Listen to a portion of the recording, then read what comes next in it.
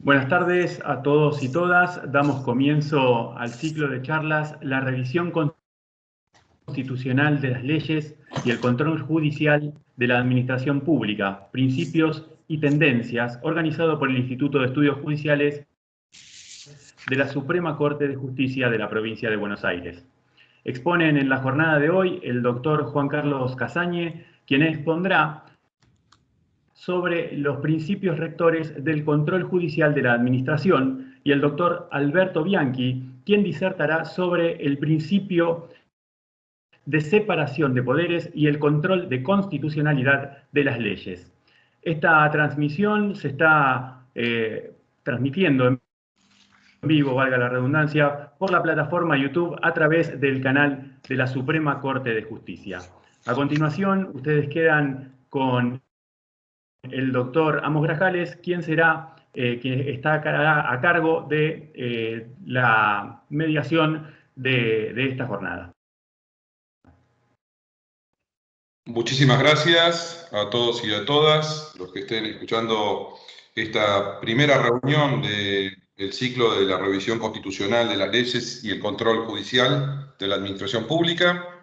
Les comentaré brevemente cuál va a ser la dinámica de estas jornadas durante 9 jueves continuos a partir de las 3 de la tarde y hasta las 17 horas. Vamos a tener la serie de disertantes que ustedes tienen en su programa. En el día de hoy contamos con la presencia del doctor Juan Carlos Casagne y el doctor Alberto Bianchi, que van a disertar a continuación de unas breves palabras del ministro de la Suprema Corte de Justicia, el doctor Daniel Fernando Soria, quien está con nosotros y agradecemos que esté con nosotros. La dinámica de preguntas que puedan surgir por parte del auditorio hacia los disertantes del día de hoy será a través de la plataforma de YouTube, donde podrán realizar todas sus preguntas. Seleccionaremos las preguntas, por supuesto, y se las transmitiremos a los disertantes al finalizar ambas alocuciones. Los dejo en la palabra del doctor Daniel Fernando Soria y a continuación luego disertará el profesor doctor Juan Carlos Casagne, al que presentaré con unas breves palabras. Muchísimas gracias, doctor Soria. Bueno, buenas tardes a todos. Muchas gracias por estar presentes. Estamos asistiendo a la apertura de un nuevo ciclo de conferencias o charlas sobre temas de derecho público, organizado por el Instituto de Estudios Judiciales. En esta ocasión será un ciclo bastante extenso que se prolongará hasta el día 8 de julio, todos los días jueves. La temática del ciclo se articula en derredor de dos grandes temas, el de la revisión constitucional básicamente de las leyes y el control judicial de la administración. Configuran verdaderas áreas problema en constante evolución y replanteo, y su abordaje, por cierto, supera con creces el ámbito aún bastante alongado, por cierto, de este curso. Pero nos parecía interesante tratar de abordarlos de la mano, porque su complejidad y su especificidad no logra anular los espacios comunes, los puntos de vinculación que los ligan. Por solo citar un ejemplo de un capítulo común, la presunción, el juego de la presunción de validez opera más o menos con similares características en el campo de la revisión constitucional de las leyes y en el campo del control jurisdiccional de los actos administrativos. Esto vaya dicho más allá de las matizaciones que pudieran tener lugar a partir del origen democrático de fuente más directa en el caso del legislador y del ejecutivo en cuanto a los actos emanados del presidente o del gobernador en el caso de las provincias, versus el carácter menos inmediato de esa fuente de legitimidad de los órganos de las agencias burocráticas de las administraciones públicas en general.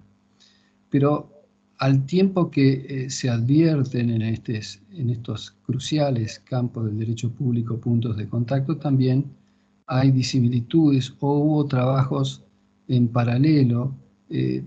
Por caso, si uno analiza la evolución de la dogmática administrativa acerca del escrutinio del procedimiento de formación de la voluntad, es decir, el procedimiento administrativo, y el valor que como garantía este tiene, y como medio para el acierto del producto final acto administrativo, no se encontrará con el mismo grado de análisis o de estrictez a la hora de juzgar el procedimiento de elaboración o de la deliberación o del test de la suficiencia deliberativa de las leyes, lo cual no deja de ser un aspecto de desencuentro que podría ser objeto de otro tipo de abordajes.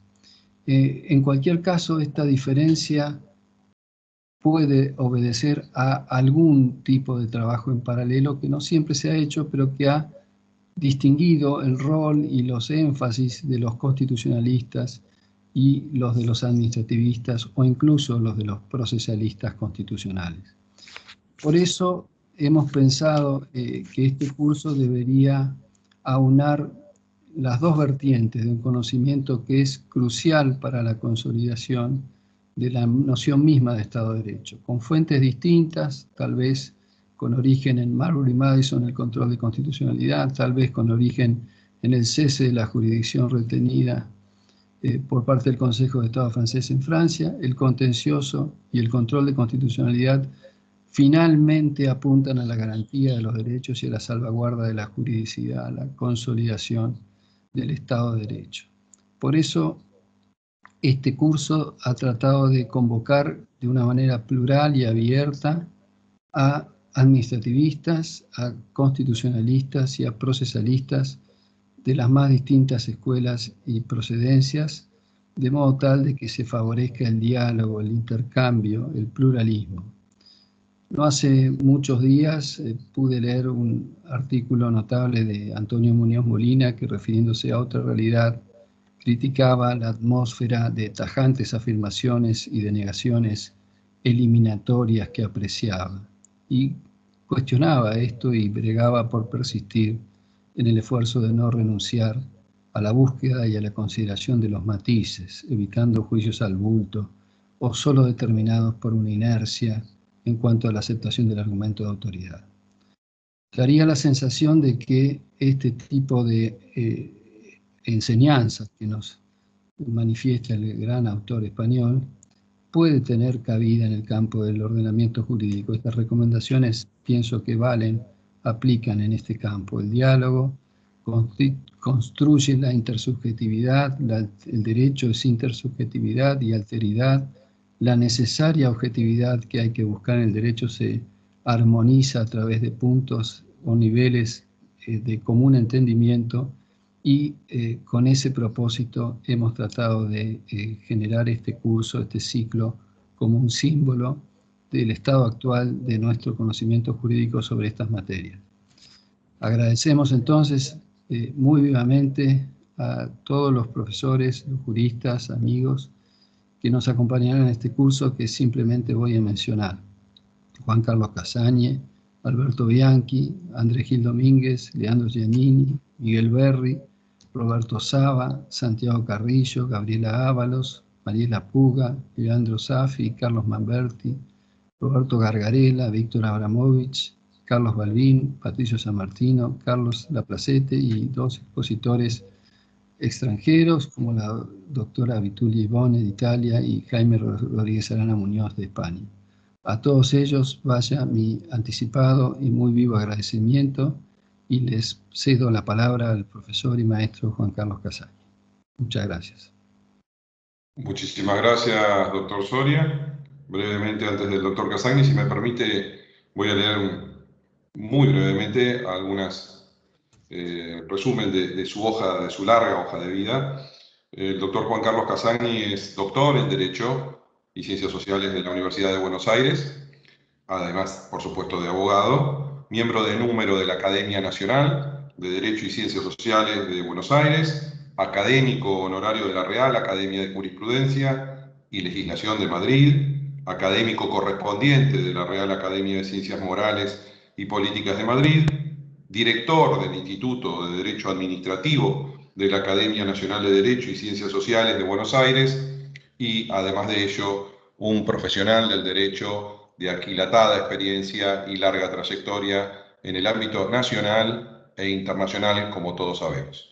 Muchísimas gracias, doctor Juan Carlos Casagni. Su palabra. Al finalizar la palabra del doctor Casagni, tendremos la del doctor Alberto Bianchi. Muchísimas gracias. Buenas tardes a todos. Muchísimas gracias por la invitación que me ha formulado el Instituto de la Suprema Corte de la Provincia de Buenos Aires, en la persona del doctor Daniel Solia, que siempre me distingue con estas oportunidades de dialogar y de hacer algunas conferencias o bien llamadas charlas, como le dicen ahora. Y además decirles que es un honor compartir esta tribuna con mi colega en la academia, el doctor Alberto Bianchi, uno de los constitucionalistas más brillantes que tiene hoy día el derecho argentino.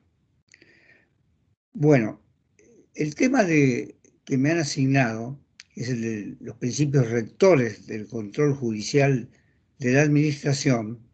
Me parece que requiere partir brevemente de un escenario que se da en el derecho público, sobre todo constitucional y también administrativo. Y ese nuevo escenario está caracterizado por dos fenómenos que de alguna manera aparecen superpuestos, como vamos a ver.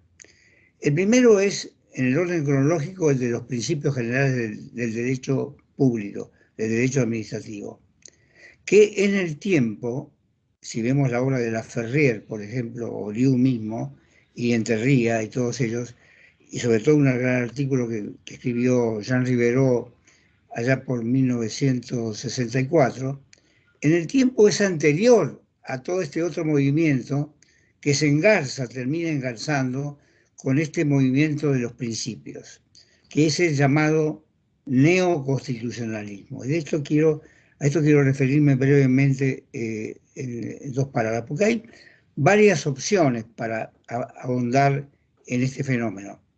La primera es ir a la filosofía del derecho, y ahí vemos que la mayoría de las obras tienden a clasificar el neoconstitucionalismo en función de las teorías filosóficas que lo sustentan. Por ejemplo, los positivistas versus los naturalistas, sobre todo los naturalistas más modernos, representados por Finis. Ahora bien, en el plano de la dogmática constitucional, la cuestión es distinta, es una cosa diferente. Y el que se ha encargado muy bien, me parece a mí, de esto es Manuel Aragón Reyes, en sus últimos trabajos sobre el tema, ya sea trabajos monográficos o en el propio tratado, y nos habla allí de dos clases de neoconstitucionalismo. Un neoconstitucionalismo que, digamos, que se basa básicamente en la regulación de la democracia conforme al Estado de Derecho. Este es el único neoconstitucionalismo posible, porque el otro neoconstitucionalismo, si nos ponemos a ver, es totalmente una deformación de este constitucionalismo. Y este constitucionalismo se basa fundamentalmente, este nuevo constitucionalismo, basado, como les digo, en los postulados del Estado de Derecho, ahora en el lenguaje moderno, Estado constitucional de Derecho, en varias notas importantes, que las voy a tratar de resumir. La primera, yo diría, es la Constitución, digamos, como norma suprema de todo el esquema, ¿no? La segunda, la separación de poderes, propia del Estado de Derecho, ¿no? Luego vendría la Constitución como forma de limitación del poder en beneficio de la libertad y de la igualdad de todos en esa libertad. Como consecuencia de todo esto, la independencia del Poder Judicial en garantía de los derechos de las personas y de la forma republicana, federal y representativa de gobierno, o sea, no solamente en garantía de los derechos fundamentales de las personas, sino también de la forma de gobierno que hemos adoptado en la Constitución, y por supuesto todo esto lleva al tema también de la aparición de este fenómeno de, yo les decía que se superpone en esto, que es el fenómeno del principialismo, que es la prevalencia de los principios generales del derecho frente a las leyes. Cualquiera sea la posición filosófica en la que se encuentren las teorías que escriben a esto, hay una cierta, digamos, uniformidad, una cierta unidad hoy día se está viendo en Europa entre los llamados positivistas incluyentes o moralistas que aceptan, digamos, la prevalencia de los principios generales, claro que ellos fundados en el derecho positivo, ¿no? Y los naturalistas que aceptan lo mismo, pero también con fundamento en el derecho natural cuando no hay una norma positiva para resolver la cuestión. Esto da lugar a un fenómeno que es muy conocido, que es la potenciación del papel de los jueces, porque si vamos a ver ahora, y ahora seguidamente vamos a tratar de ver la diferencia entre los principios y las normas, vamos a ver que frente a los principios, los jueces tienen un gran poder de interpretación, porque se potencia el papel del juez en la interpretación del derecho. ¿A través de qué? A través de una técnica nueva que ha aparecido, no para reemplazar, sino para ocupar el lugar que quedaba vacante, para de alguna manera cumplir el papel de la interpretación, no solamente a través de la técnica de la subsunción, que era lo clásico del positivismo, sino a través de la técnica de la ponderación. Y ahí es donde viene a tener importancia la labor de los jueces, ¿no? En cambio, el otro constitucionalismo, el falso constitucionalismo, y fíjense las notas que le adjudica a Ramón Reyes, y no nos hacen acordar algunas de las cosas que estamos viviendo hoy día en el mundo, se basa en que prevalezca el poder sobre el control, la unidad del Estado sobre la separación de los poderes. Hay una denigración de la separación del poder. El entendimiento político de la democracia sobre el entendimiento jurídico. La democracia directa o plebiscitaria sobre la democracia indirecta o representativa. La voluntad política sobre las leyes. El Estado decisionista, y ahí viene toda la interpretación, no me voy a meter en eso ahora, de Carl Schmitt, el Estado decisionista sobre el Estado de Derecho. En suma, se diluye la supremacía constitucional y el gobierno de la ley pasa a ser el gobierno de los hombres, que es un poco todo lo contrario a la doctrina del derecho constitucional clásico, entre ellos también expuesta por el doctor Bianchi en muchísimas de sus obras. Actualmente, el campo del Estado constitucional de derecho, el verdadero, como les dije antes, congrega tanto a los llamados positivistas e incluyentes o moralistas, por ejemplo, Atienza, Nino, Dworkin, Alexis, como a los partidarios del naturalismo, tanto del clásico como el naturalismo llamado por Santiago Legarre, por ejemplo, positivismo naturalista, el de Finis, ¿no? Que le da una importancia muy grande al derecho positivo, en tanto no degenera en injusticia extrema, y da cabida a la técnica de los principios generales del derecho. Esta prevalencia de los principios generales del derecho obedece también a una característica propia de los principios, y es la de ser mandatos vinculantes o reglas de derecho. O sea, si bien para un sector de la filosofía del derecho solamente, y del derecho constitucional también, solamente los principios que están positivados constitucionalmente son principios generales del derecho que prevalecen sobre las leyes, para otras también existe la posibilidad de crear estos principios, no solamente por obra del derecho positivo, sino ante la carencia de normas o de soluciones normativas por obra de la jurisprudencia.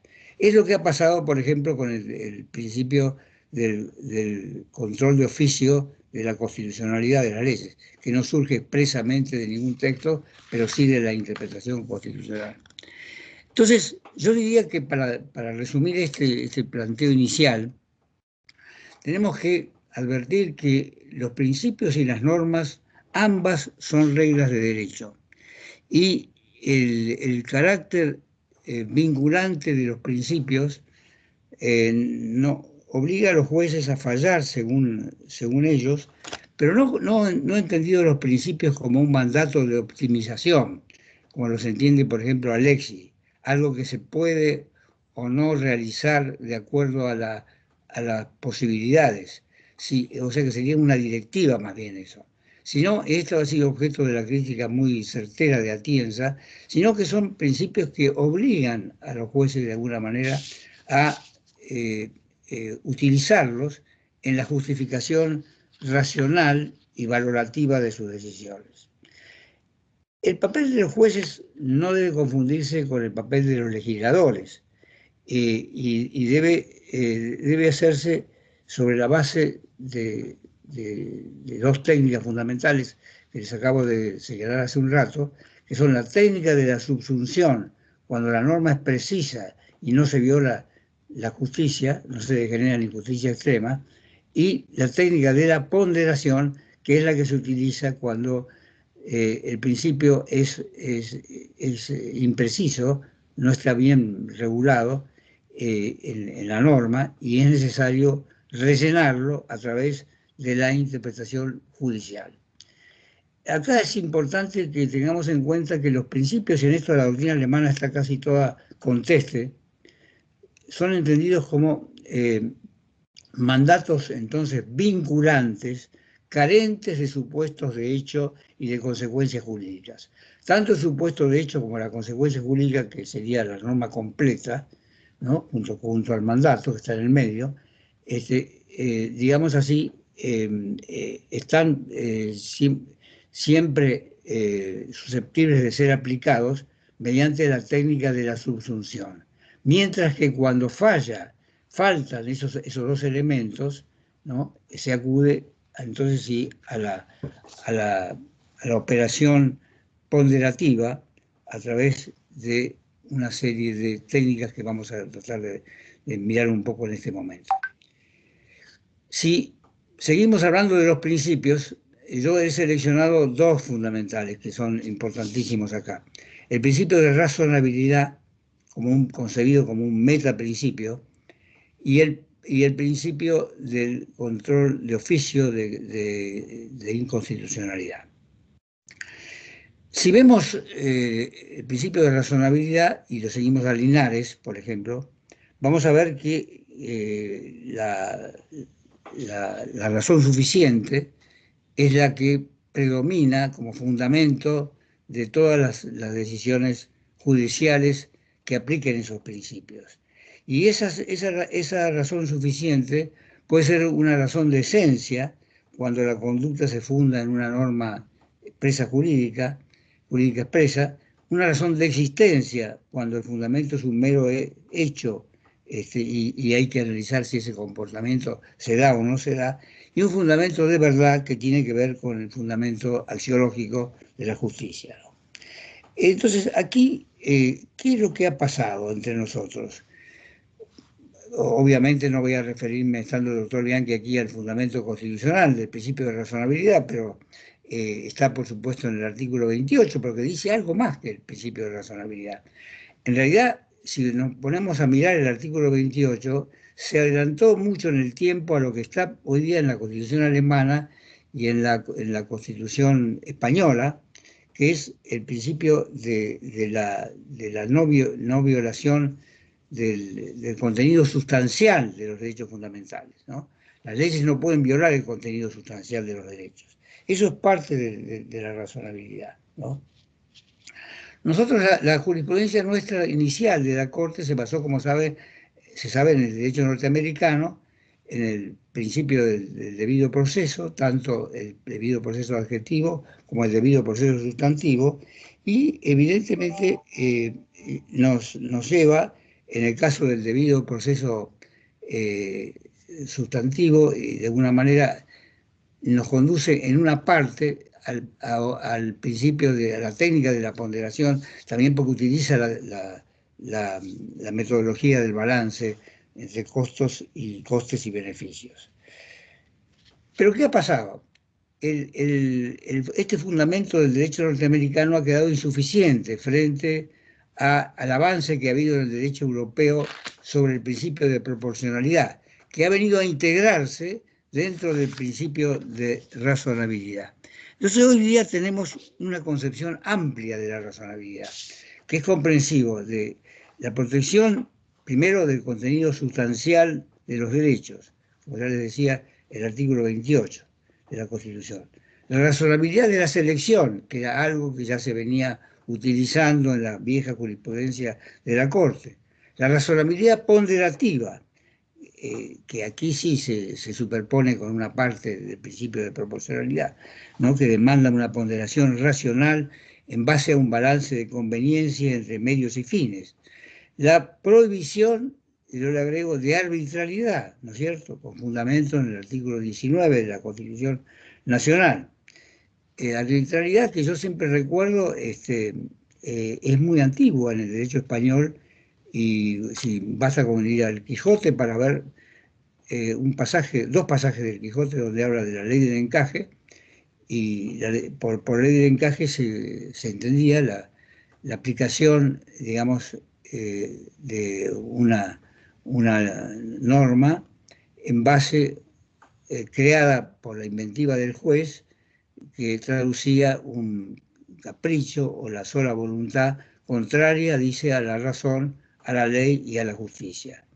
Y cuando me puse a investigar este punto, vi que había un diccionario francés donde se hablaba de que este principio tenía sus raíces ya en el antiguo derecho romano.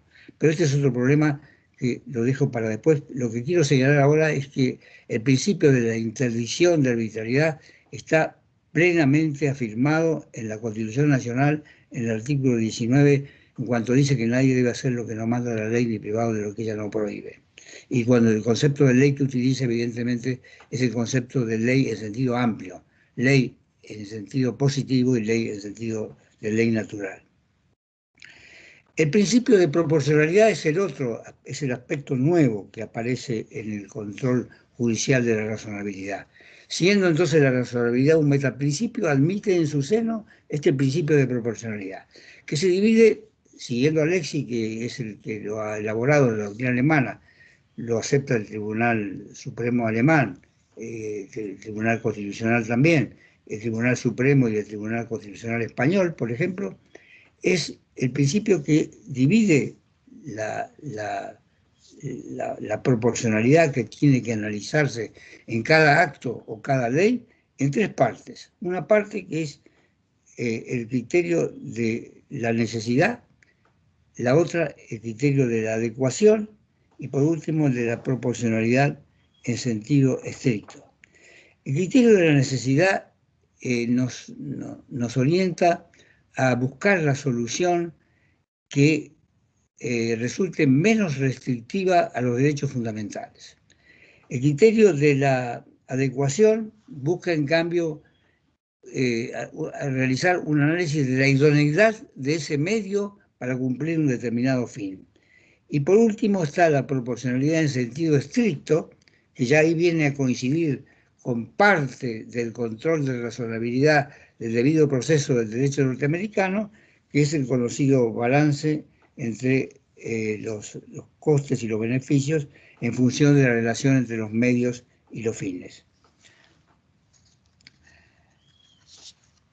Interesa señalar que hay una referencia a este principio en el último fallo de la Corte Suprema, en el voto de los doctores Rosati y Maqueda, donde se hace una referencia a la falta, digamos, de relación que hay en cuanto a la adecuación y en cuanto a la necesidad digamos, de las razones esgrimidas para prohibir la presencialidad de las clases en la ciudad de Buenos Aires. El gran problema interpretativo, yo creo que subsiste en la jurisprudencia de la Corte todavía, me parece a mí que es el análisis de la conveniencia o de la oportunidad de los actos administrativos o de las leyes. Si bien creo que hay ya una línea que se orienta a afirmar la necesidad de constitucionalizar ese control de conveniencia o de discrecionalidad o de oportunidad, yo creo que hoy día, digamos, podría decirse que toda la jurisprudencia de la Corte que se ha negado a admitir esta doctrina, basada, como dice Bianchi, en la comodidad de un precedente, que era el precedente Inchausti, debe ser descartada totalmente. ¿Por qué? Porque el precedente Inchausti, si lo leemos bien, en realidad da razones para justificar la conveniencia, porque cuando desarrolla todos los debates que hubo y el apoyo de las distintas cámaras a las medidas que se adoptan, está, digamos, traduciendo juicios de conveniencia. O sea que la Corte ahí en realidad hizo un juicio de conveniencia, a pesar de una fase desacertada por ahí que se ha tomado, se ha extrapolado y se ha tomado y se le ha extendido como un cliché a la mayoría de los fallos de la Corte Suprema. Por eso yo creo que esto es importante mantener este principio de la amplitud del análisis de los aspectos propios de la conveniencia y discrecionalidad de los actos y de las leyes administrativas.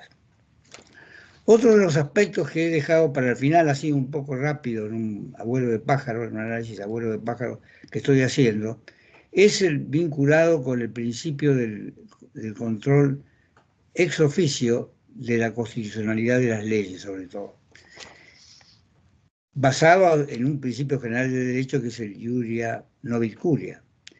Yo diría que hace un tiempo nosotros nos manifestamos a favor de este principio con fundamento en el ordenamiento positivo constitucional, en el artículo 31, y me gustaría hacer unas pequeñas reflexiones sobre un reciente pronunciamiento de la Suprema Corte Provincial que el doctor Soria ha tenido la amabilidad de hacérmelo llegar y que me pareció de sumo interés, porque allí se resolvió por mayoría de 4 contra 3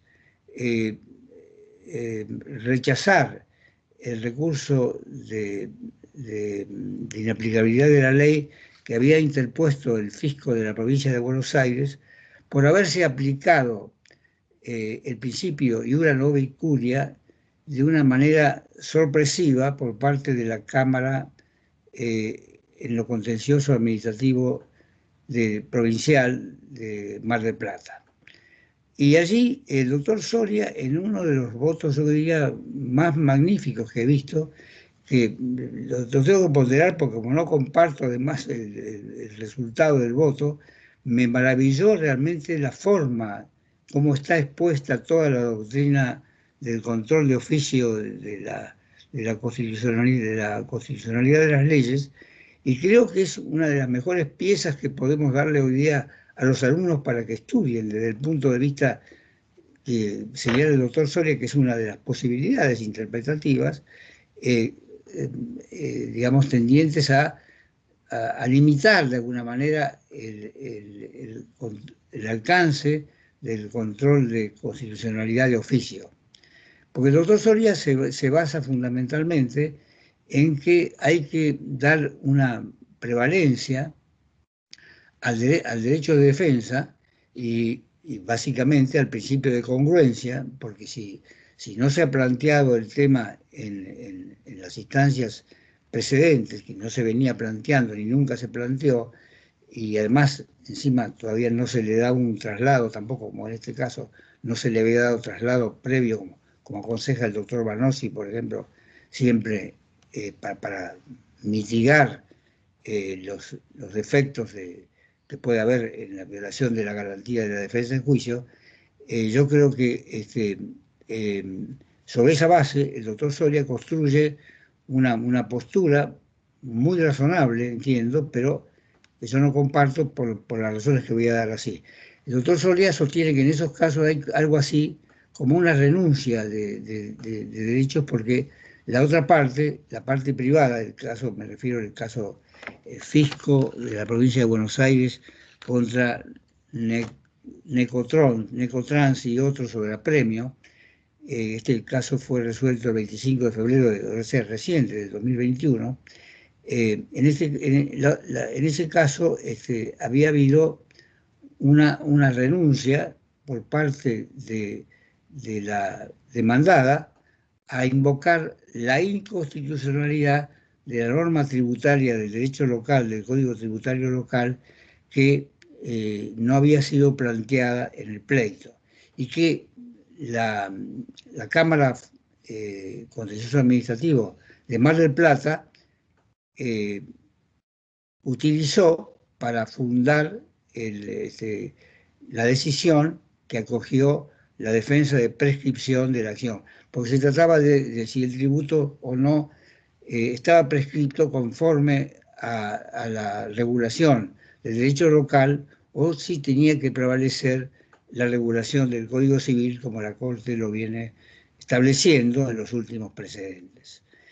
El doctor Soria sostiene esto de la renuncia, pero ahí también me parece a mí que cabe aplicar un poco la opinión del doctor Bianchi, y yo la comparto, en el sentido de que no debe aceptarse la renuncia a la Constitución, que la Constitución me parece que tiene que ser la que de alguna manera se imponga en estos casos, y no solamente, resolver la cuestión sobre la base de los principios, que son importantes, porque son muy importantes esos principios, pero que me parece que tienen que ceder frente al principio de la supremacía constitucional. Porque, como dice bien el doctor Bianchi, en realidad la renuncia a la Constitución no se puede aceptar por ser una cuestión de orden público, ¿no?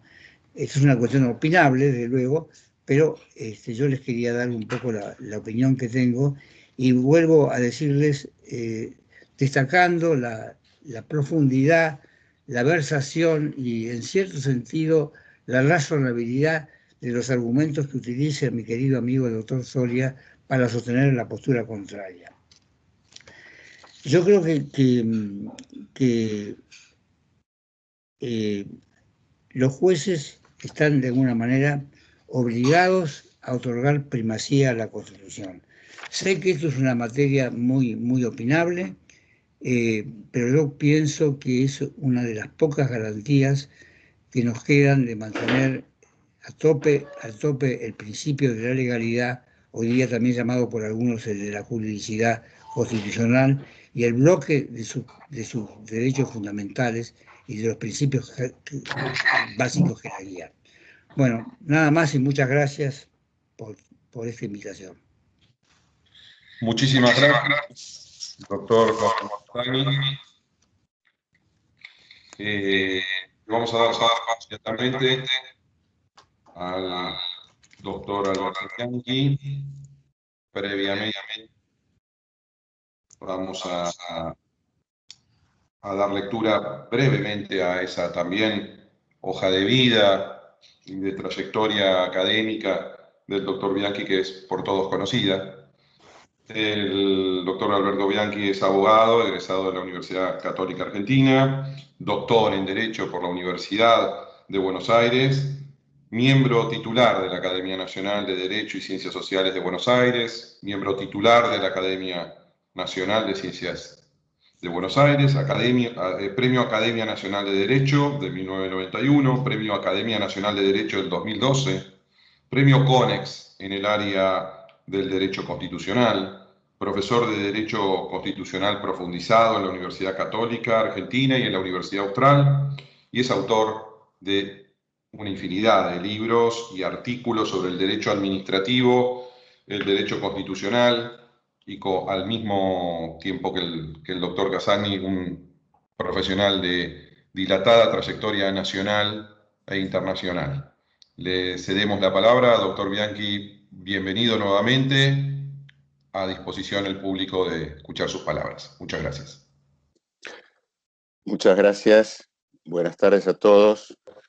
Agradezco en primer lugar al Instituto de Estudios Judiciales de la Suprema Corte de la Provincia de Buenos Aires y en particular al doctor Daniel Soria, que es un gran amigo, esta oportunidad de decir unas breves palabras sobre un tema que me interesa mucho. Y por supuesto agradezco el privilegio de estar en compañía en esta ocasión de mi maestro, el doctor Juan Carlos Casagne. Juan Carlos Casagne, no hace falta decirlo, es una de las figuras jurídicas, uno de los juristas más relevantes de nuestro tiempo, y es para mí, lo digo con orgullo, un padre jurídico. Fui alumno de él hace 45 años en la Universidad Católica, y todavía sigo aprendiendo de todo lo que escribe, lo que dice, y de la constante evolución de su pensamiento y de su afán permanente por profundizar antiguos y nuevos temas, como lo acaba de mostrar con la conferencia que acabamos de escuchar. De modo tal que es un gran gusto estar aquí esta tarde con ustedes y con el doctor Casagne. Creo que el tema de la convocatoria es muy interesante, muy actual, muy necesario, y el tema que voy a abordar en particular es el de la separación de los poderes y el control de constitucionalidad. Dos temas que están íntimamente relacionados porque, en cierto modo, de la forma en que se diseña la separación de poderes, se diseña el control de constitucionalidad. Uno y otro están íntimamente relacionados, al punto tal que podría decirse que hoy los sistemas de control de constitucionalidad se dividen en dos grandes ramas.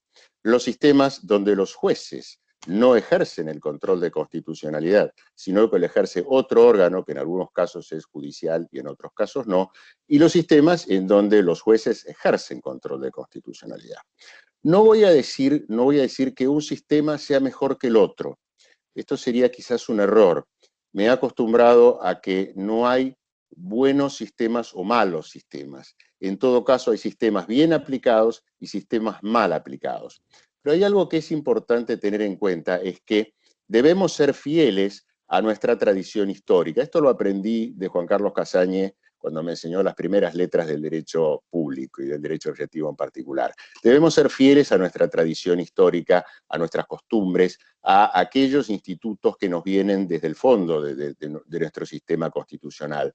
Y el control de constitucionalidad, entonces, pese a que hoy hay muchas personas en la Argentina, juristas muy respetables, que propician un cambio y que propician la idea de crear un tribunal de constitucionalidad especial, me parece a mí que nuestro sistema constitucional, que insisto, no es que sea mejor que el otro, es un sistema que hasta ahora ha sido bastante bien aplicado. Más allá de estas diferencias que hoy mencionaba recién el doctor Casagne sobre si los jueces pueden actuar de oficio o no pueden actuar de oficio. En fin, esto es una discusión muy larga en la Argentina, en la cual cada uno de nosotros tiene su opinión. Yo coincido con el doctor Casagne en que el control debe ser de oficio, lo he escrito así, pero más allá de estas diferencias de matices, nuestro sistema de controles judiciales yo creo que debemos mantenerlo. Pero aún así, son muy respetables aquellos sistemas, como los europeos continentales, en donde los jueces no ejercen control de constitucionalidad, sino que lo ejerce un tribunal.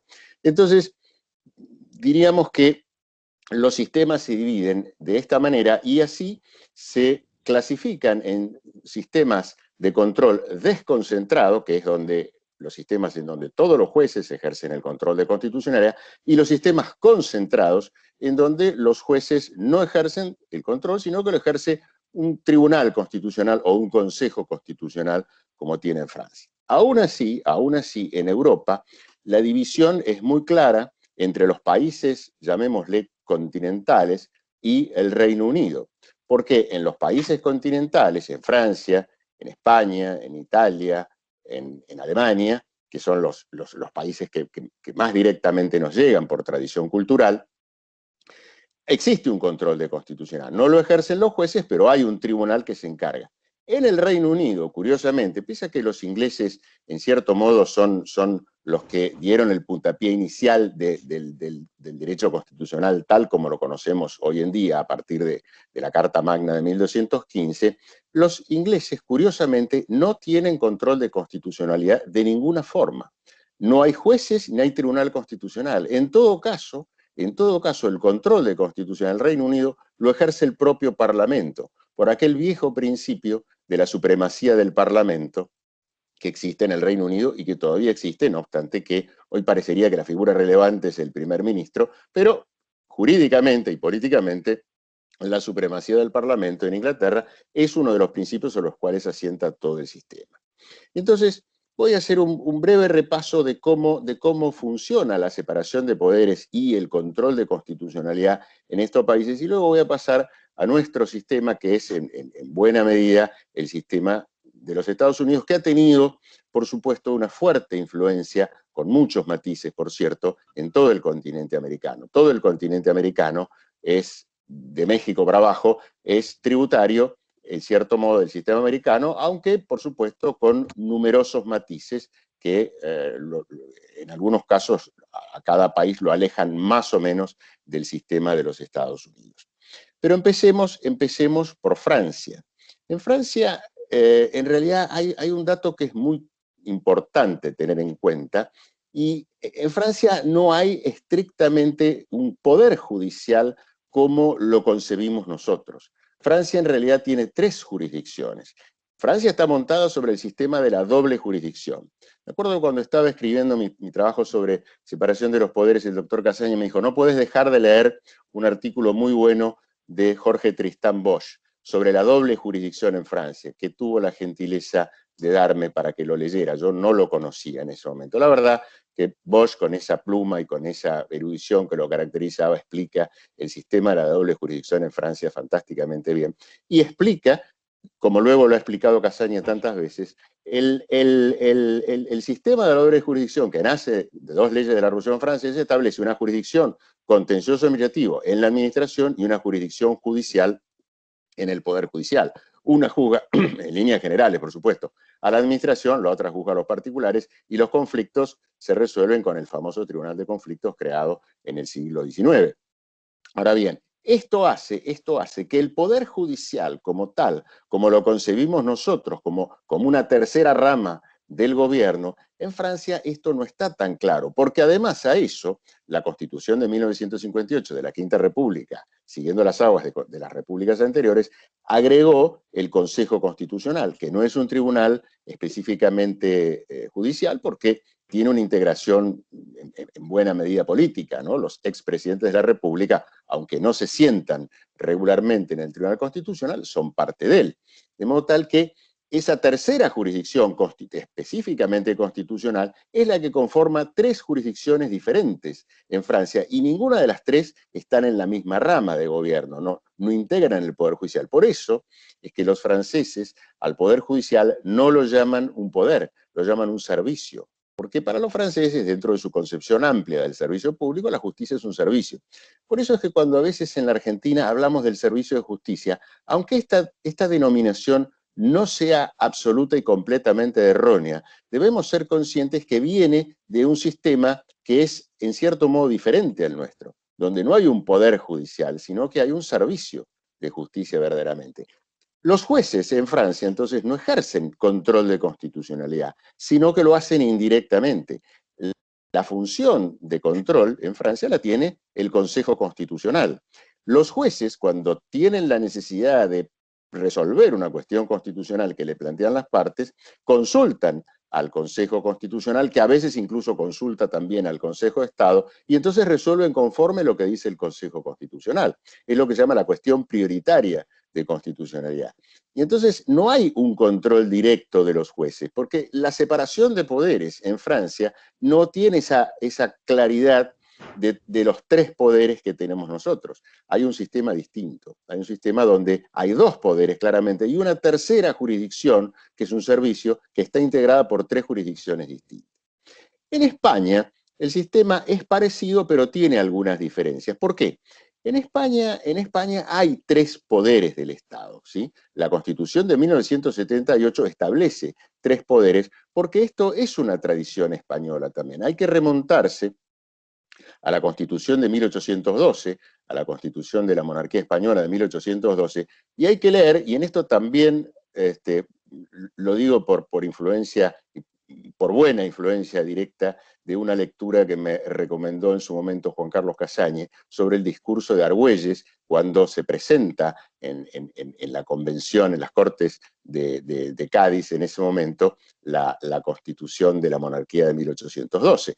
Argüelles en ese discurso hace una exaltación de la separación de poderes, que era un concepto todavía muy naciente, es decir, no, la Constitución de los Estados Unidos estaba recién sancionada, la Constitución de la Primera República Francesa de 1791 había tenido una vida corta, y nacía al mundo jurídico y al mundo político la Constitución de 1812, que lamentablemente tuvo una muy corta vida porque, a mi modo de ver, injustamente para los constituyentes de Cádiz, el rey Fernando VII la anuló en 1820, cuando era una constitución que había costado sangre y había sido dictada en homenaje nada menos que a Fernando VII. Pero bueno, el absolutismo de Fernando VII permitió la anulación de esa constitución. Pero ha quedado, como lo ha destacado Casañe, el discurso de Argüelles, que es muy interesante en este punto porque es un discurso que le marca a los españoles desde el comienzo una clara separación de poderes que no se ve en Francia y mucho menos en el Reino Unido. Aún así, pese a esta clara separación de poderes que hoy día se ve en la Constitución española, los españoles no le han otorgado a sus jueces el control de constitucionalidad, sino que, una vez más en esto, los españoles han tenido una influencia del modelo francés, como lo han tenido en el contencioso administrativo, más allá de que no lo colocaron en la administración, sino que lo colocaron en la justicia, han tenido una influencia francesa porque han creado un tribunal constitucional y han establecido que ese tribunal establece o controla monopólicamente a las leyes, sin perjuicio que de los jueces, lo mismo que en el sistema francés, cuando tienen que declarar una norma inconstitucional, consultan al Tribunal Constitucional y resuelven conforme lo dictamina el Tribunal Constitucional. De modo tal que vemos que aún en un sistema en donde el control de constitucionalidad está a cargo de un tribunal, puede haber al mismo tiempo una separación de poderes. O dicho al revés, aún en un sistema donde hay una separación nítida de poderes claramente y la independencia del Poder Judicial hoy es uno de los baluartes de la Constitución Española de 1978, aún así esos jueces no tienen la capacidad de declarar la inconstitucionalidad de las leyes, sino que deben hacerlo como un mecanismo de consulta al Tribunal Constitucional. En el otro lado del Canal de la Mancha están los ingleses, que por supuesto tienen un sistema que, a mi modo de ver, es intransmisible a otras jurisdicciones. Es un típico caso en donde a ellos el sistema les funciona bien, porque es un sistema que ellos han creado, ¿sí? ¿Por qué a los franceses les funciona tan bien el Consejo de Estado? ¿Por qué tienen ese amor y ese orgullo por el Consejo de Estado? Porque es una creación típicamente francesa, que nace con Napoleón el 25 de diciembre de 1799 y que los franceses han desarrollado a lo largo de más de 200 años, ¿sí? Es connatural a ellos mismos. Si nosotros quisiéramos incorporar el Consejo de Estado en la Argentina, a lo mejor no tendríamos las facilidades de adaptación, porque es una institución que, más allá que la admiramos, sería difícil colocar hoy día un Consejo de Estado en la Argentina, ¿sí?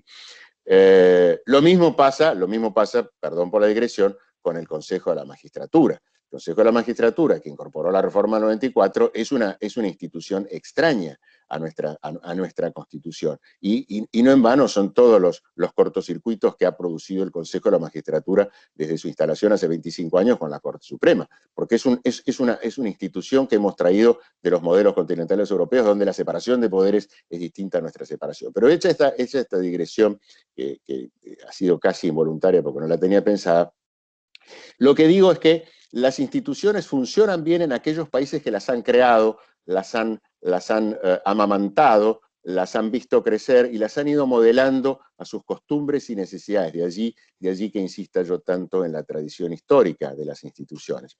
Los ingleses tienen un sistema que mirado de afuera parece absolutamente absurdo, pero funciona en el Reino Unido porque es el sistema que ellos han creado a lo largo de los últimos 800 años. Insisto, es intransmisible hacia afuera porque pensar en la supremacía del Parlamento, en que el Parlamento ejerce el poder constituyente, por pensar que no tienen una constitución escrita en un solo texto, sino dispersa en muchas leyes que sanciona el propio Parlamento y que reforma el propio Parlamento, que no hay una convención constituyente, que los jueces no ejercen ni nadie ejerce control de constitución. Esto es un sistema que parece realmente absurdo, pero los ingleses están muy contentos y es más, cuando en el año 2009 se instaló la Corte Suprema en el Reino Unido, los ingleses estaban sumamente extrañados, decían, ¿pero qué es esta Corte Suprema? Nosotros teníamos la Corte Suprema en la Cámara de Lores. Fíjense qué absurdo para nosotros, qué dislate para la separación de poderes. Montesquieu decía que el origen de la separación de poderes estaba en Inglaterra, y los ingleses al mismo tiempo decían que ellos no tenían separación de poderes, con lo cual genera a los que lo miramos de afuera una sensación sumamente extraña. Pero lo cierto es que los ingleses estaban muy orgullosos de que su Corte Suprema estuviera en la Cámara de Lores, que es una cámara legislativa. Fíjense qué absurdo sería para nosotros. Tan absurdo como que el primer ministro, para poder ser primer ministro, tiene que ser miembro del Parlamento. Y nuestra Constitución prohíbe que los legisladores sean al mismo tiempo ministros del Poder Ejecutivo, porque esto es un agravio a la separación de poderes. Entonces, son sistemas que aún respetando, en cierto modo, el principio de separación de poderes, no son, primero, totalmente diferentes al nuestro, y además generan controles de constitucionalidad tan distintos que en Inglaterra es un sistema que no existe. No hay control judicial de constitucionalidad. A lo sumo, el juez inglés puede decir que, sin declarar que la ley es inconstitucional, puede decir que la ley tiene alguna nota discordante con alguna ley constitucional, pero no lo va a declarar nunca inconstitucional. Esto es distinto, y acá sí hay que hacer una distinción en el derecho inglés. Los jueces sí pueden declarar la nulidad de un reglamento, y esto es lo que para los ingleses es la revisión judicial, el judicial review. Cuando los ingleses hablan del judicial review, no es el judicial review de las leyes, es el judicial review de los reglamentos. Ellos pueden controlar la validez de un reglamento, los jueces, pero no pueden controlar la validez constitucional de una ley. Europa entonces tiene un sistema de control de constitucionalidad muy acomodado a su sistema de separación de poderes, un sistema de control de constitucionalidad que tiene su origen en la Europa de la primera posguerra. Recordemos nosotros que, terminada la Primera Guerra Mundial, hasta ese momento Europa estaba gobernada por aquellas monarquías que habían surgido o que se habían fortalecido luego del Congreso de Viena en 1815. Caído Napoleón en Waterloo en 1815, las potencias europeas se reúnen en el famoso Congreso de Viena, al cual acuden Talleyrand, el zar de Rusia y por supuesto los austríacos y alemanes, y diseñan la Europa que se prolonga durante un siglo más, no un siglo calendario, pero un siglo más hasta finales de la Primera Guerra Mundial. Pero al caer la Primera Guerra Mundial se disuelven muchas de las monarquías europeas, caen los Romanov en Rusia, cae el Imperio Austrohúngaro, cae la monarquía en Alemania, y las monarquías en Italia y en Francia y en España, por supuesto, sufren también su tembladeral. Viene la Segunda República Española, en fin. Aparece un nuevo escenario. En ese nuevo escenario nacen una serie de nuevas repúblicas, la de Weimar, por supuesto, la más célebre de todas, pero no la única, y todas esas nuevas repúblicas e impulsos de Carl Schmitt, que mencionaba recién Juan Carlos Gassagni, y de Hans Kelsen, que eran los dos juristas quizás germánicos más importantes de ese momento, empieza a diseñarse un nuevo sistema constitucional, un nuevo sistema republicano, en donde una de las preocupaciones es, bueno, ¿cómo hacemos para controlar que la Constitución se mantenga como ley vigente? Y entonces Kelsen, en la Constitución austríaca de 1920, crea un tribunal constitucional que ha sido un poco el tribunal modelo para todo el sistema europeo y que es el modelo, con sus más y sus menos, por supuesto, que adoptan la Constitución italiana de 1948, la Ley Fundamental de Bonn de 1949, la Constitución de la Quinta República Francesa de 1958 y finalmente la Constitución Española de 1978, montado sobre la idea de un tribunal constitucional que en realidad no hace un juicio a la norma según su aplicación en el caso, como en nuestro caso, sino un juicio a la norma en abstracto. Es decir, lo que se enjuicia es lo que dice la norma, no cómo está aplicada en un caso concreto. Y, por lo general, por supuesto tiene matices, la decisión de ese tribunal es una decisión erga omnes, lo que nosotros llamaríamos una decisión erga omnes. Es una decisión general porque no hay un caso propiamente dicho entre dos partes, sino que hay un juicio en abstracto a la norma. Del otro lado del Atlántico, los norteamericanos, a partir de Marbury versus Mason, diseñaron un sistema completamente distinto. Los norteamericanos, en la Convención de Filadelfia, no habían llegado a crear un sistema de control de constitucionalidad.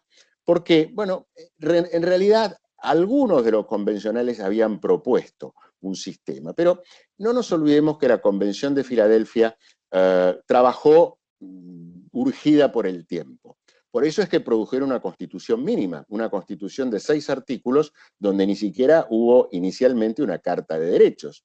¿Por qué? Bueno, porque en realidad, ¿qué era lo que los urgía? Los urgía la llegada del invierno. ¿Sí? Estaban las revoluciones y las constituciones, por lo menos en el hemisferio norte, siempre suceden en el verano, que es la época en que la gente puede caminar tranquilamente por la calle sin morirse de frío, por lo menos en el siglo XVIII. Pero claro, en 1787, los convencionales de Filadelfia, reunidos muchos de ellos a muchos miles de kilómetros o muchos cientos de kilómetros de sus casas, en realidad la llegada del invierno no quería que los sorprendiera en Filadelfia, querían volver a New Hampshire, a Nueva Jersey, a Nueva York y a Massachusetts, que era de donde venían porque eran todos granjeros, eran todas personas que labraban la tierra, ¿sí? No eran convencionales profesionales como los hoy que tienen un sueldo y una dieta, no, lo hacían simplemente por una función patriótica. Pero claro, venía el invierno y tenían que volver a sus casas, a sus granjas, a sus tareas, a sus mercados, a vender sus productos. Entonces, lo que hicieron fue una convención lo más breve, una constitución lo más breve posible. Siempre cuento que una de las grandes dificultades que tuvieron los norteamericanos en la convención fue el diseño del Congreso. Los estados grandes, Virginia, querían un Congreso unicameral de representación proporcional, porque esto era lo que les convenía, porque era el estado más grande, que tenía más ciudadanos, más tierra cultivada, más esclavos en ese momento, y entonces, por supuesto, una legislatura con representación proporcional los ayudaba enormemente porque eran los que más representantes iban a tener. Los estados chicos se opusieron, New Hampshire, los estados chicos decían, no, momento, ustedes quieren ser los dueños de esa legislatura, los estados grandes. Los estados chicos, lo que proponemos es que haya una legislatura en donde todos estemos representados igualitariamente, 2 legisladores por cada estado. Esto produjo la reacción de los virginianos. No, pero un momento, ¿por qué todos vamos a ser iguales y aquí no somos todos iguales? Y esto trabó a la convención en una discusión que parecía que le iba a hacer fracasar. Entonces, ¿qué ocurrió? Finalmente llegaron a un pacto. Muy bien, vamos a crear un Congreso bicameral. En el Senado vamos a colocar 2 representantes por cada estado. Y en la Cámara de Representantes vamos a establecer un sistema de representación proporcional. Y así nace el bicameralismo en los Estados Unidos, que es el bicameralismo que heredamos nosotros. Por eso es que el bicameralismo norteamericano no tiene absolutamente nada que ver con el bicameralismo inglés. El bicameralismo inglés está montado sobre la idea de una Cámara aristocrática, la Cámara de los Lores, donde antiguamente, hoy ya no, desde Tony Blair en adelante ya no, se sentaban los representantes de la aristocracia terrateniente de manera hereditaria, el título de Lord se heredaba, y luego estaban los comunes, que eran los verdaderos representantes del pueblo, ¿sí?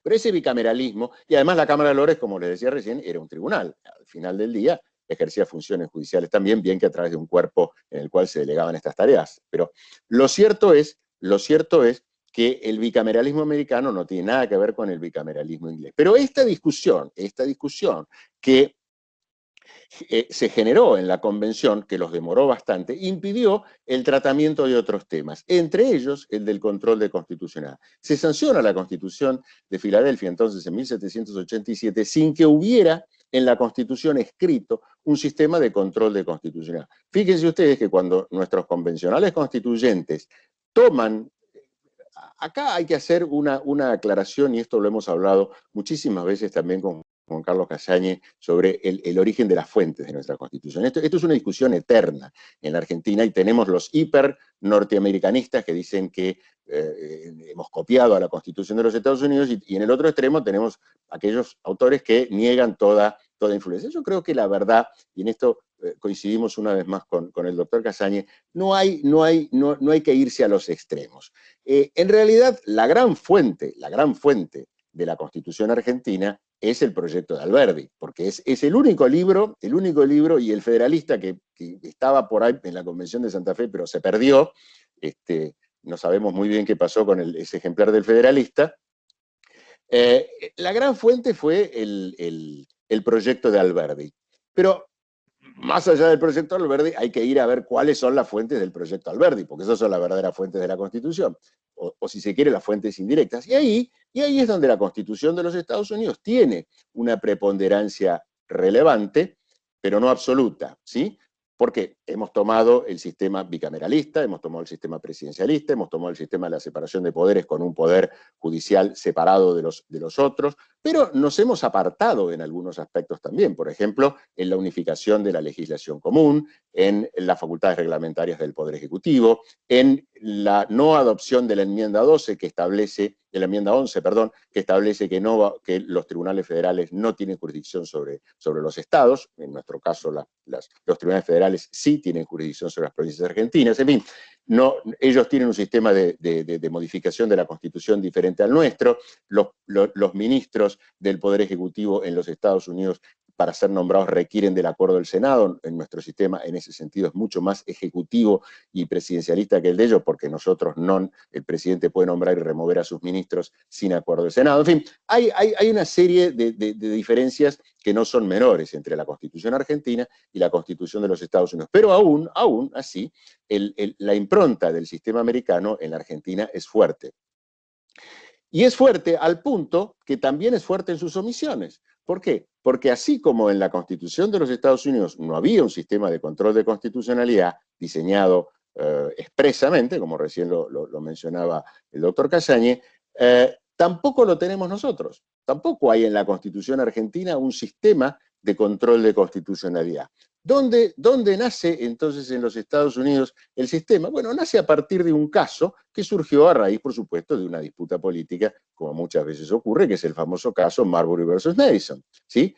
Cuando concluía el primer y único mandato de John Adams, en 1801, perdón, la elección la gana Thomas Jefferson. En aquel entonces el colegio electoral en los Estados Unidos funcionaba en estado puro, porque no había partidos políticos y no existía lo que conocemos hoy como fórmula presidencial, donde los candidatos están alineados, el presidente y el vicepresidente, por partidos. En aquel entonces, el que obtenía la mayor cantidad de votos en el colegio electoral era presidente, y el que obtenía la segunda minoría, la segunda cantidad de votos, era vicepresidente. Pero esto podía ocurrir que pertenecieran a grupos políticos distintos, y esto es lo que pasó con Adams, que había sido el vicepresidente de Washington durante 8 años, y Jefferson, que pertenecía a otro grupo. ¿Y en qué se dividía la sociedad norteamericana en aquel entonces? Bueno, se dividía precisamente entre los que querían la sanción de la Constitución, los federalistas, y los antifederalistas, que eran los que no querían la sanción de la Constitución. Fíjense ustedes que la misma palabra, federalista o federales, en nuestro país y en los Estados Unidos tiene una connotación completamente distinta. Los federalistas en los Estados Unidos son los que quieren el Estado federal fuerte. Los federales en la Argentina son los que quieren la descentralización política versus los unitarios, que son los que quieren la centralización. Una misma palabra tiene dos connotaciones distintas en un país y en el otro. Los antifederalistas de Jefferson entonces ganan la elección de 1801, una vez más compiten Adams y Jefferson, y Adams, ¿qué hace? Entonces, bueno, dice, vamos a tratar de prolongar nuestra impronta política creando nuevos jueces. Es decir, la creación de jueces o de nuevos jueces no es un invento argentino del siglo XXI. Ya en el siglo, a comienzos en los tempranos albores del siglo XIX, esta picardía política ya existía. Adams entonces crea una gran cantidad de cargos judiciales en el Distrito de Columbia, y uno de esos jueces, o 4 de esos jueces, Marbury entre ellos, no reciben la notificación porque se hizo tan sobre el final del mandato de Adams que no llegaron a notificárselo.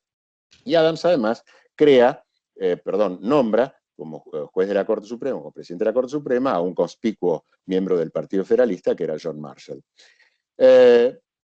Llegado Jefferson a la presidencia, lo designa secretario de Estado a James Madison. James Madison, dicho sea de paso, es el redactor de la Constitución de los Estados Unidos, ¿no? Así es. Madison es para los Estados Unidos una suerte de Alberdi con mezcla de Gorostiaga, ¿sí? Si los dos grandes redactores de nuestra Constitución han sido Alberdi, por un lado, que no estaba en la Convención, y Gorostiaga, que sí estaba en la Convención, esa figura está en los Estados Unidos representada por James Madison, que es el autor del primer borrador que se presenta a la Convención. James Madison entonces es secretario de Estado, Marbury se presenta a su oficina, le pide que lo nombre, Madison le dice que no, que es un nombramiento inválido, etc., y se plantea un caso judicial que va directamente a la jurisdicción original de la Corte, porque la ley de organización de los tribunales federales había ampliado la competencia originaria de la Corte diseñada en la Constitución y les permitía plantear en la instancia originaria de la Corte el llamado writ of mandamus. Y que era una especie si lo ponemos en términos procesales modernos, sería una suerte de medida autosatisfactiva. Entonces, se presentan ante el caso, presentan su caso, y la Corte curiosamente, falla en contra. Les dice, no soy competente. ¿Por qué les dice no soy competente? Bueno, les dice, bueno, porque ¿qué es lo que ha ocurrido acá? Acá somos competentes en virtud de una norma inconstitucional, porque es una norma que ha ampliado la jurisdicción original de la Corte. Y acá tenemos la ley suprema, que es la Constitución, el artículo 6 de la Constitución americana es la fuente directa de nuestro artículo 31, y tenemos que aplicar o la Constitución, que es suprema, o una ley inferior que amplía. Bueno, muy bien, lo que corresponde entonces es aplicar la ley superior y declarar la inconstitucionalidad de la ley inferior. Esto, por supuesto, debe haber generado una enorme sorpresa para todos, porque parecía inicialmente que el caso lo iban a ganar los federalistas, Marbury y sus colegas, porque el presidente de la Corte y toda la Corte era federalista, y el caso lo planteaban un grupo de jueces federalistas. Sin embargo, Marshall, no tanto por una cuestión de independencia judicial, como muchas veces dicen, sino porque con esto beneficiaba a su partido. ¿Por qué beneficiaba a su partido? Bueno, por una sencilla razón, porque se reservaba al Poder Judicial, controlado por los federalistas, la posibilidad de controlar las leyes de un Congreso que en ese momento era mayoritariamente antifederalista después de la elección. Con lo cual, Jefferson no quedó para nada satisfecho con el caso y empezó inmediatamente a escribir cartas a troche y moche diciendo que Marshall estaba loco, que se había rogado la función judicial, etcétera, etcétera. Pero más allá del debate político de los Estados Unidos en 1803, que es cuando este caso se resuelve, lo que queda para la posteridad y lo que nos llega a nosotros, y la Corte Suprema Argentina incorpora formalmente Marbury versus Mason en Eduardo Sojo, en 1887, es que el control de constitucionalidad se hace en el caso. Se hace en el caso y es una función judicial. ¿Sí? Es una función judicial. Es una función judicial que no solamente tiene la Corte Suprema, sino que tienen todos los otros jueces. Y esto es realmente lo que le da al sistema de la separación de poderes la fortaleza que debe tener, porque la tercera rama del gobierno hasta ese momento no tenía una función, no digo claramente definida, pero no tenía los elementos como para contrarrestar la importancia política de los otros dos gobiernos, de los otros dos poderes, al autoatribuirse, porque no estaba en la Constitución en ningún lado, al autoatribuirse el ejercicio del control de constitucionalidad. Los jueces se han fortalecido, los jueces en los Estados Unidos y los jueces en la Argentina se han fortalecido porque se han otorgado a sí mismos, no lo dice la Constitución, la facultad de controlar las leyes que dictan el Congreso y los reglamentos que dicta el Poder Ejecutivo. Por eso es que tantas veces se ha cuestionado si esto es constitucional o no, si es válido este ejercicio. ¿Por qué? Bueno, a partir de las cartas de Jefferson, a partir de todo un diseño constitucional que nace sobre todo a partir del fines del siglo XIX en los Estados Unidos, hay todo lo que se llama el argumento contramayoritario. Es decir, pero ¿cómo? Los jueces, que no son funcionarios electos democráticamente, lo cual es un error, porque los jueces son electos democráticamente. Que no sean electos como consecuencia de una elección directa del pueblo, no significa que no sean electos democráticamente. Significa que son electos por un sistema establecido por la Constitución, pero que no nace del voto popular, que es una cosa distinta. Pero el argumento para fortalecerlo, y sus sostenedores para fortalecerlo, dicen que no son elegidos democráticamente. Entonces, ¿cómo puede ser que los jueces, que no son elegidos democráticamente, corrijan a los funcionarios que sí son elegidos democráticamente? Entonces, aquí viene todo un cuestionamiento sobre este problema. Pero lo que quiero dejar, para terminar, y no avanzar irresponsablemente e irreverentemente en un horario que ya creo tengo excedido, lo que quiero decir es que este sistema, que está del otro lado del Atlántico, es un sistema desconcentrado, montado sobre la idea del control judicial a cargo de los jueces y que realmente contribuye eficazmente a fortalecer la separación de poderes tal como está montada en nuestro sistema. Bueno, perdón si me he excedido en el horario, pido disculpas y les agradezco nuevamente esta gentil invitación a participar en esta jornada. No, perfecto, doctor. Muchísimas gracias por su disertación, así como también al doctor Casani. Si les parece, si están de acuerdo, voy a transmitirles algunas de las preguntas que han llegado para ambos disertantes. Primero, en el orden de exposición, estaba el doctor Juan Carlos Casani y hay una pregunta, voy a tratar de ser lo más específico posible. El control judicial de razonabilidad, en términos de razonabilidad ponderativa, cuando se trata de enjuiciar omisiones administrativas o estatales, ¿cómo debe ejercerse esa razonabilidad ponderativa? ¿Cómo debe ejercerse para respetar el principio de separación de poderes? Y la pregunta, doctor Casani, especifica luego, en particular, ¿cabría, según usted, distinguirse entre servicios o actividades puntuales y servicios o actividades uti universi? ¿Le parece? Si quiere se la puedo leer de nuevo, si usted ya lo tiene, lo escuchamos. Sí, yo creo que digamos, es distinta la omisión en un caso puntual que en un caso de un servicio uti universi, ¿no? Me parece ahí que los criterios de la razonabilidad de la ponderación van quizá a ser diferentes en cuanto a que en un caso va a tener que utilizar criterios muy, muy generales, ¿no? Y no específicos para cada caso, pero creo que eso depende un poco también de la técnica utilizada por los jueces para analizar ahí el control de razonabilidad.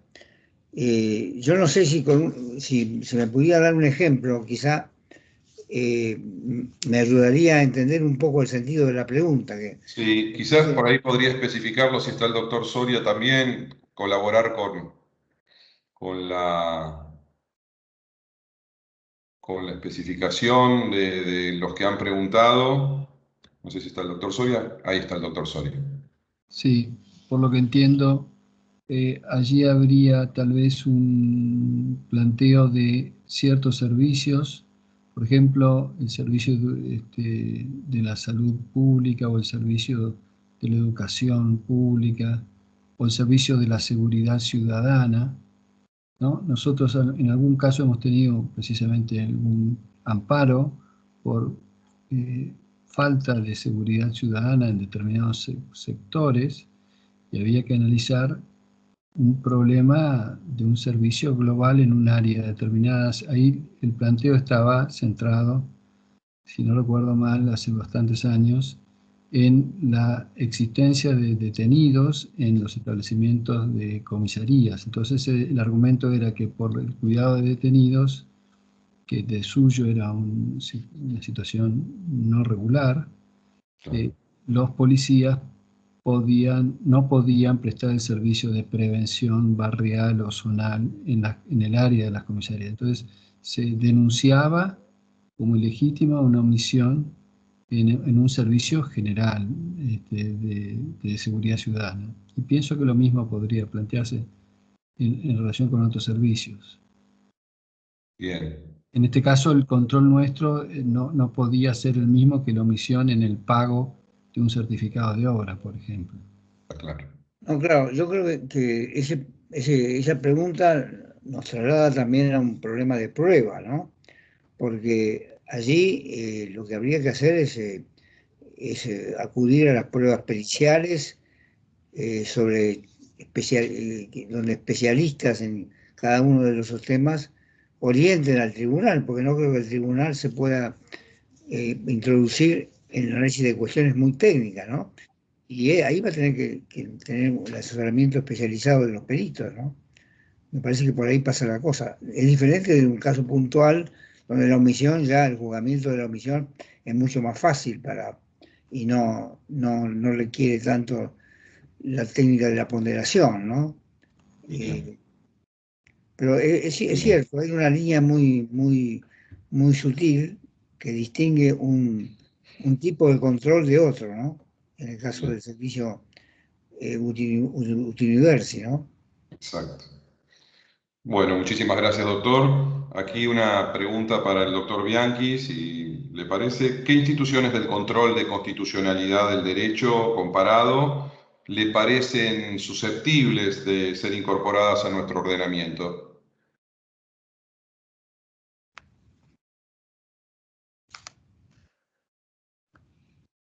El sonido, doctor, porque todavía está muteado. Perdón, disculpas. Perfecto, ahí está perfecto, doctor. Sí, en realidad yo no incorporaría ninguna institución del derecho comparado en materia de control constitucional ajena a nuestras instituciones. Por eso decía que hoy día algunos autores, que por supuesto respeto, insisten en la idea de un control a través de un tribunal constitucional. A mí me parece que eso no es necesario. Yo lo que creo es que nuestro sistema de control de constitucionalidad, tal como existe en este momento, es un sistema bueno desde el punto de vista de que lo conocemos, lo practicamos hace 150 años aproximadamente, desde 1870, que son los primeros casos hasta la fecha, venimos ininterrumpidamente, la Corte Suprema y todos los tribunales del país vienen interrumpidamente aplicando ese sistema. Entonces, no me parece que sea necesario modificarlo. Por supuesto que ahora hay toda una nueva corriente que habla del control de convencionalidad, que la verdad, haciendo un juego de palabras, no me convence mucho el control de convencionalidad. ¿Por qué? Porque finalmente la convención es parte de la Constitución. Entonces, si controlamos la convención, también estamos controlando la Constitución. Estamos haciendo un juego de palabras más que diseñando dos sistemas distintos, ¿sí? Pero lo cierto es, y esto es bueno señalarlo, el control de convencionalidad ha ayudado a fortalecer en los fallos de nuestra Corte la idea del control de oficio. Esto lo veo positivo. Pero para responder concretamente la pregunta, yo no creo que haya ninguna institución de un sistema extranjero diferente al nuestro que debamos incorporar. Yo lo que creo es que hay que hacer un esfuerzo por mejorar el nuestro, eso sí. Muchísimas gracias, doctor Bianchi. Hay una nueva pregunta que es respecto al análisis que, para el doctor Casagni, ¿no? Esta vez, es respecto al análisis que se debe hacer cuando existen dos principios en tensión, ¿no? Que aplicados al caso y a las normas positivas darían soluciones diferentes, estos principios en tensión.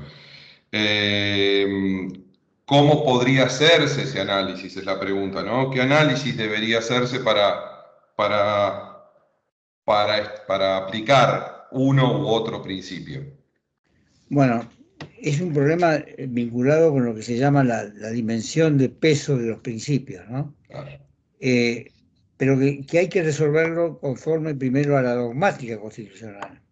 Y la dogmática constitucional manda, hay una regla que no está escrita ni probablemente desarrollada tampoco, no sé si la comparte el doctor Bianchi, que los principios, digamos, que están expresamente o implícitamente contemplados en la Constitución tienen supremacía sobre los que derivan del derecho positivo, ¿no?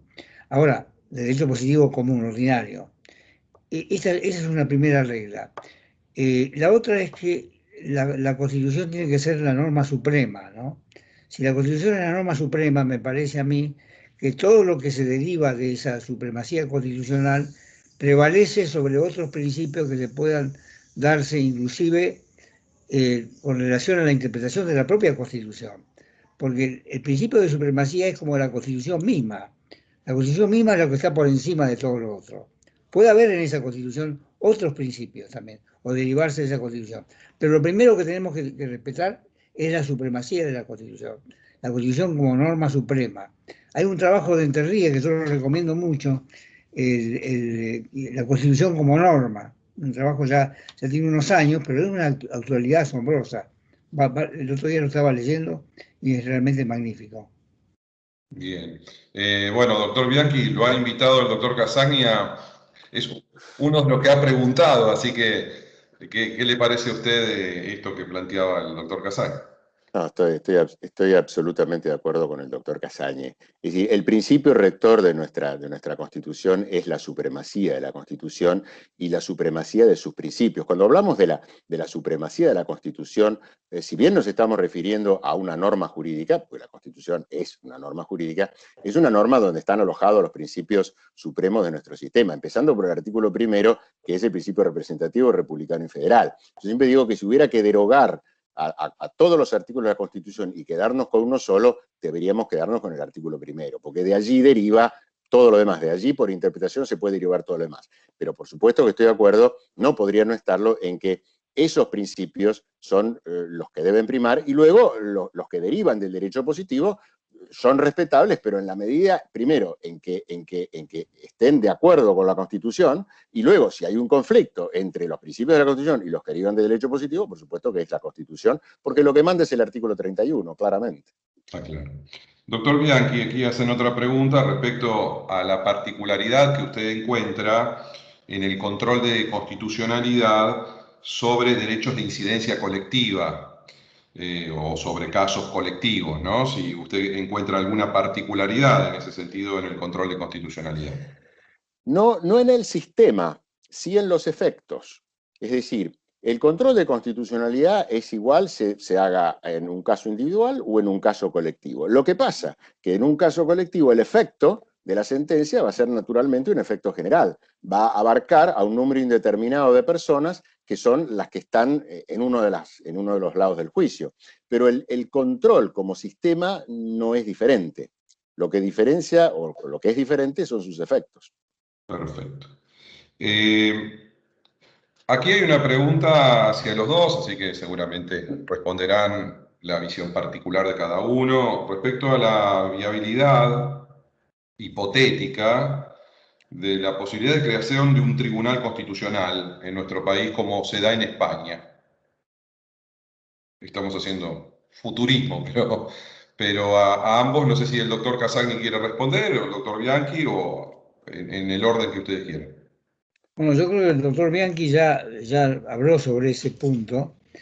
Sí. No creo que sea necesario ni conveniente introducir un elemento nuevo en el control de constitucionalidad que no sea el que la tradición histórica nos ha traído a nosotros, que es el control de constitucionalidad por la Corte Suprema de Justicia y por los tribunales inferiores.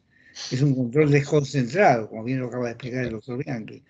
A mí me parece que traer un nuevo tribunal a la Argentina, creyendo que con esto resolvemos los problemas, es crearnos un nuevo problema, porque van a surgir todos los conflictos de competencia entre el Tribunal Constitucional y la Corte, que son inevitables, porque como ha demostrado lo que pasó, por ejemplo, en el derecho español, ¿no? En Francia es distinto porque está separado de alguna manera el Consejo de Estado de toda la actividad administrativa y es muy diferente la cosa. Es un control previo además de eso. Es otro sistema, ¿no? No es que tampoco critiquemos el otro sistema, como decía el doctor Bianchi. Cada sistema tiene que funcionar de acuerdo con la idiosincrasia de un país y de acuerdo con la historia de ese país. Claro. Nosotros sabemos que en Argentina traer nuevos elementos en la organización, ya sea judicial o administrativa, siempre es fuente de conflictos. No es para solucionar los problemas. Quizás los problemas tienen que solucionarse desde adentro de cada uno de los órganos que ya tenemos, ¿no? Entiendo. Mejorar el control de constitucionalidad, sí. Perdón, pensé que había terminado, doctor Casagni. Doctor Bianchi, si quiere hacer algún aporte. No, solamente subrayar algo que señaló el doctor Casagni, y que lo dijo en una frase que me parece muy clara. Lejos de solucionar problemas, nos vamos a crear nuevos problemas. Evitemos esos nuevos problemas. Perfecto. Aquí hay quizás una de las últimas, para no tampoco demorarlos. Para el doctor Casagni, hablando de las técnicas de control de la justificación o de la motivación de los actos administrativos, si para usted pueden ser aplicables a las leyes, esas técnicas de justificación o motivación de los actos administrativos, y si también pueden ser lo mismo para los reglamentos, ¿no? Sí, desde luego que sí, y además de eso, en ese fallo que yo acabo de mencionar reciente sobre la autonomía de la Ciudad de Buenos Aires que ha resuelto la Corte, hablan expresamente de la necesidad de motivar los actos de contenido legislativo, como son los decretos de necesidad de urgencia. De manera que eso ya está incorporado a toda la tradición constitucional de la jurisprudencia argentina. Bien. Tenemos un par de preguntas más por si quieren, si tienen la amabilidad de hacerlo. Hay una pregunta sobre si los tratados de derechos humanos podrían servir de argumento para reconocer una potestad de control de convencionalidad o de control de constitucionalidad a órganos administrativos que por ley, en principio, lo tendrían negado. Es decir, reformulando esto, si usted considera que podría existir un control de convencionalidad o constitucionalidad por parte de órganos administrativos con base en las exigencias o en las pautas de los tratados de derechos humanos. Doctor Bianchi. A ver, Por favor, el doctor Casagni, si puede hacer algún aporte sobre eso también, ¿no? En la Argentina a veces tenemos la costumbre de creer que hemos descubierto la rueda. El control de constitucionalidad ejercido por los tribunales administrativos es una doctrina que desarrolló Marienhof hace 50 o 60 años siendo procurador del Tesoro de la Nación. No creo que tengamos que ir a los tratados internacionales no digo que no haya que ir, pero no digo que sea necesario ir para encontrar la fuente de eso. Creo que Marienhof lo explicó muy claro, es una doctrina muy correcta, y básicamente lo que dice Marienhof, lo repito, aunque creo que todos lo sabemos, es los tribunales administrativos o los órganos de la administración pueden ejercer control de constitucionalidad en tanto haya dos requisitos. Primero, que la ley sea manifiestamente inconstitucional o que haya la Corte Suprema declarado reiteradas veces, creando una jurisprudencia estable, la inconstitucionalidad de una ley. En ese caso, la administración está relevada de cumplir con la ley porque cumplir con la ley la sometería innecesariamente a un pleito que seguramente perdería. Creo que desde este punto de vista, la doctrina de Marienhof era muy correcta porque en el fondo tendía a preservar a la administración. Si además encontramos en los tratados internacionales alguna otra fuente, bienvenida sea. Pero, insisto, esto lo había dicho Marienhof hace casi 60 años. Perfecto. Bueno, aquí una última pregunta como para cerrar este debate que se ha dado y este nivel de preguntas que ha sido muy interesante y les agradecemos a ambos. ¿Qué balance hacen del sistema contencioso administrativo de la provincia de Buenos Aires en términos de separación de los poderes, de respeto a la separación de poderes, ¿no? Una especie de balance de la implementación del contencioso administrativo en la provincia. Si tienen alguna reflexión sobre esto, será muy interesante. Doctor Bianchi. Bueno, O doctor Casagni, por favor. Doctor Casaña primero, por favor. no, yo diría que en general, ¿no?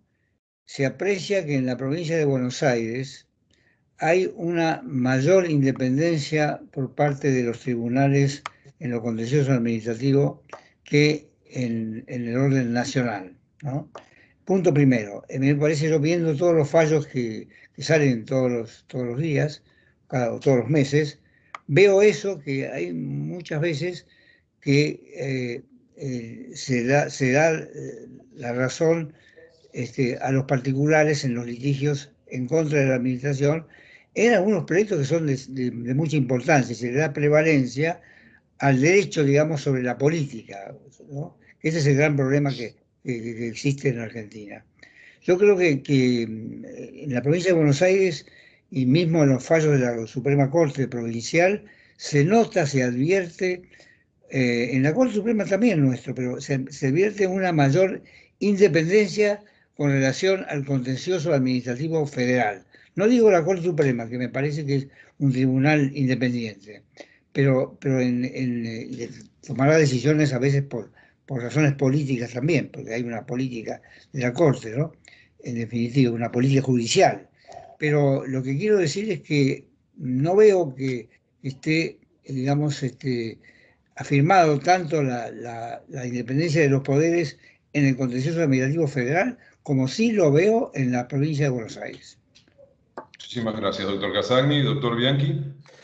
Bueno, creo que el contencioso administrativo en la provincia de Buenos Aires merece que le rindamos el homenaje de ser el primero, el más antiguo y el pionero de nuestro país, y el que ha marcado el rumbo en ese sentido, ¿sí?